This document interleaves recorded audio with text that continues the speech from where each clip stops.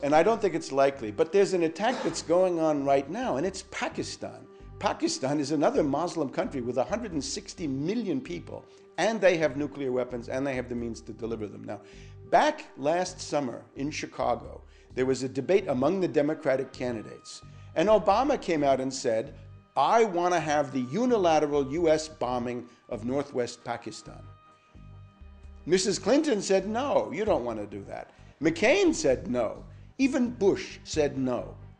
And now the US is doing what Obama demanded. The US is bombing northwest Pakistan. And indeed, the US and NATO troops and the Afghan troops are preparing to invade Pakistan across the Afghan border. Now, why are they doing that?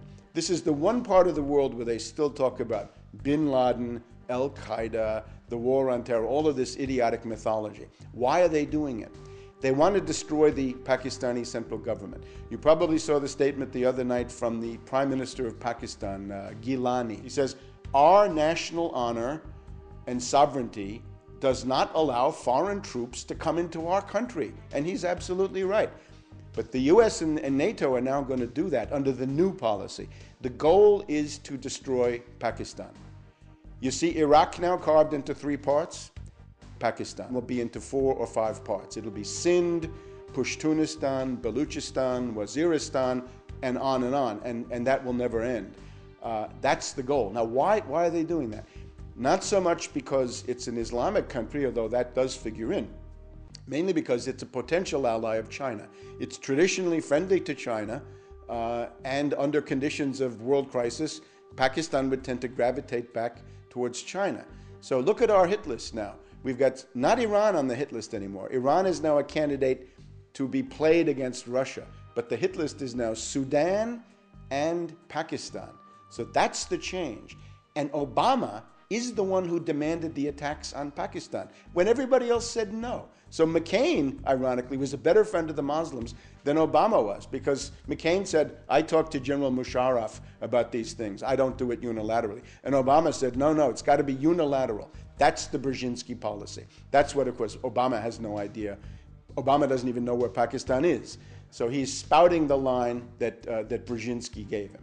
Brzezinski's argument to the neocons is to say to the neocons, you're fools, you're bunglers, you're so obsessed with Israel and the Persian Gulf and Iraq and Iran that you've lost the big picture. And the real power in the world, of course, is Russia, China. Those are countries that are seriously capable of resisting the US and the British, and you've got to focus on them. And India, of course, would then become a big asset in that regard. Japan is another one. There's just been a summit of Japan and China.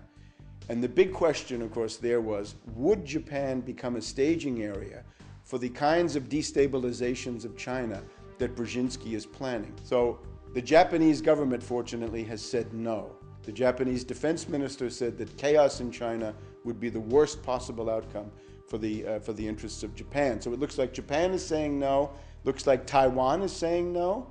They voted for the more reasonable party, the non-independence party that wants to have good relations with the mainland of China. The old KMT is now back in power. So everybody in the world is now in the process of choosing sides. Now, the point of having Obama is you've got the same old imperialism, and you're going to give it a facelift. You're going to give it cosmetic surgery. And one goal is to have that face for Africa. Let me just do Africa for a second. The goal in the case of Africa is to kick the Chinese out. It's to deprive China of the oil. We've seen it with Sudan. Oil, raw materials, minerals, and other things that they get from China. Ultimately, Brzezinski would like to isolate China, encircle it, and then reach a point where China would have nowhere to turn for oil except the Russian oil wells in eastern Siberia. In other words, the end product of this entire policy is to play China against Russia and get rid of both of them, destroy both, and then the US and the British can settle in for another 100 years of world domination. Now, there's also an angle for Europe, though. The idea, of course, is that with Bush or McCain, the US is disliked, the policy is discredited, nobody wants to go along with this. The demagogy of Obama is that with this new face, somehow you can now get throngs and throngs of young dupes and individuals who have really no clue what they're doing to support this stuff. In other words, Obama wants Europe as a tool against Russia. And I would urge you, don't go there. Realize that that is what you're being offered, and don't do it. And if Obama comes from London to Paris to Berlin, it would be important for people to go out there and say, well, or not to go out there, say, we don't want any part of this. This is the policy that Brzezinski's been following. NATO expansion, far beyond the lines that were agreed on back in 1990 and 1991. You may remember there was an agreement that said the US would not even go into East Germany. And now we're all the way to Lithuania and Georgia and Ukraine and all these places. Now, what we're headed into is a Polish missile crisis. You had the Cuban Missile Crisis in 1962. That was bad enough. The Polish missile crisis is going to be worse because there are elements in Poland, there are elements in the Czech Republic. There's even an element in Lithuania. There's a forward tentacle of that system in Lithuania, right on Russia's doorstep. What is the goal of that? It is the ability to have a first strike, surprise attack, to destroy the Russian nuclear deterrent on the ground, and then the second strike launched by the Russians can somehow be suppressed by these missiles in Poland. So it is a step towards World War III.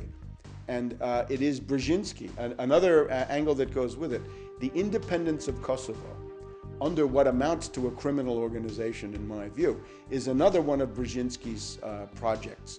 And this, of course, is designed as an affront to Russia. Today we have the indictment of the capture of this guy, Karadzic. Karadzic is a very bad guy, but why now? And what's the goal? This is designed to further inflame relations with Russia, even as a possibility of war between Russia and Georgia comes on the horizon. So this is now a full strategic envelopment. This is not just Iraq and the Persian Gulf. This is now a worldwide strategy. And again, the mind of it is Brzezinski. This is already being implemented in the United States. I better point that out too. You think you see Bush and Cheney as the leaders of the United States. They're not. They're gone. They're finished. Not even lame ducks. They're the janitors of the White House, the groundskeepers. They're there for show. They're just figureheads to make people think that normal stuff is still going on. Power has now passed into something called the Principals Committee. And it's just the leading government ministers, the secretaries of the main executive departments, an interministerial committee, if you will. Rice of the State Department, Gates of the Pentagon, Paulson of the Treasury. Admiral Mullen of the Joint Chiefs of Staff is a very important guy also in this. But these people are bureaucrats. They don't really have policies. The policies that they're carrying out are from Brzezinski, and that is no attack on Iran, make a deal with North Korea. And Cheney was horrified by that. Cheney almost had his 99th heart attack over the deal with North Korea, and this was done by Rice. But attack Pakistan, get ready to attack Sudan, get ready to attack Zimbabwe, get ready to attack Burma. In many cases, it's done under humanitarian considerations. It's not bin Laden, Al-Qaeda. Pakistan is the exception. But in most of these places, like Sudan or Zimbabwe, it's human rights. Goes back to Carter, right? Goes back to the time when Brzezinski was running the National Security Council. So what you've got is a shift. Instead of having imperialism with right-wing slogans, you've got imperialism with left-wing slogans. But the content is either the same or, I would argue, worse, because the neocons had one benefit. They picked on relatively defenseless states. In other words, everybody knew there was no way that Iraq could strike the United States directly. It's not even easy to see how Iran could strike the US directly. But when you get to Russia and China, that looks very different, doesn't it? Because now there are intercontinental ballistic missiles and H-bombs, and they can defend themselves, and they will. So the neocon game is over, but you can see that at least they had some limits to their insanity, whereas with Brzezinski, the insanity is essentially unlimited.